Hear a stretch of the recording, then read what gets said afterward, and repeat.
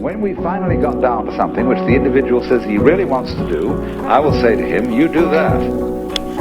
And forget the money. Because if you say that getting the money is the most important thing, you will spend your life completely wasting your time. You'll be doing things you don't like doing in order to go on living, that is, to go on doing things you don't like doing, which is stupid. Better to have a short life that is full of what you like doing than a long life spent in a miserable way.